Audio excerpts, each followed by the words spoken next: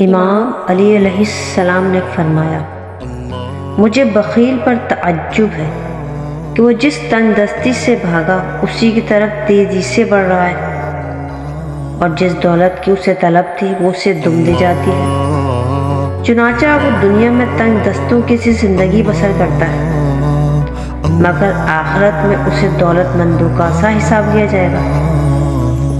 اور مجھے اس متکبر پر تعجب آتا ہے جو کل ایک نطفہ تھا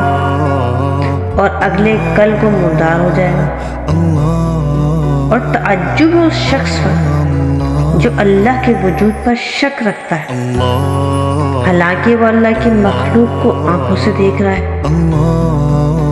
اور تعجب ہے اس پر جو موت کو بھول گیا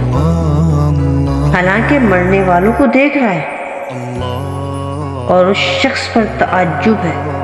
جس نے دوسری پیدائش کو ماننے سے انکار کر دیا حالانکہ پہلی پیدائش اس کے سامنے ہے، اور تعجب ہے دار فنا کو آباد کرنے والے اور دار بقا کو چھوڑنے والے پر۔ امام علی علیہ السلام اپنے اس فرمان میں ارشاد فرما رہے ہیں کہ مجھے حیرت ہے اور تعجب ہے اس شخص پر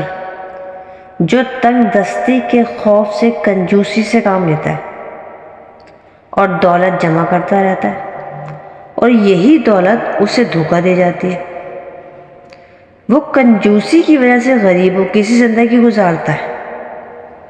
مگر آخرت میں اس سے دولت مندوں کا سا حساب دینا پڑے گا۔ اور امام فرماتے ہیں،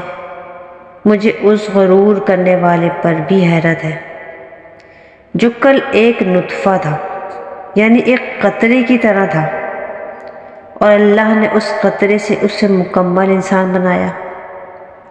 اور آئندہ اسے ختم بھی ہو جانا ہے اور فنا ہو جانا ہے، اور یہ سب کچھ اپنی آنکھوں سے دیکھ رہا ہے، پھر بھی غرور میں مبتلا ہے۔ اور حیرت ہے جو موت کو روز اپنی آنکھوں سے دیکھتا ہے مگر اپنی موت کو بھول بیٹھا ہے۔ امام علیہ السلام فرماتے ہیں کہ مجھے تعجب ہے اس شخص پر جو دوسری پیدائش سے انکار کرتا ہے حالانکہ پہلی پیدائش اس کی آنکھوں کے سامنے ہے، اور وہ دیکھ رہا ہے کہ پہلی پیدائش کس طرح ہو رہی ہے۔ جو پروردگار عالم پہلی پیدائش پر قدرت رکھتا ہے اس کے لیے دوبارہ پیدا کرنا کیا مشکل ہے۔ اور تعجب ہے اس شخص پر جو ہمیشہ رہنے والی زندگی کو بھول گیا ہے اور اس ختم ہونے والی مختصر سی زندگی کے لیے کوششوں میں لگا ہوا ہے، اس تھوڑی سی زندگی کو بہتر کرنے کے لیے اپنی باقی رہنے والی زندگی کو برباد کر رہا ہے۔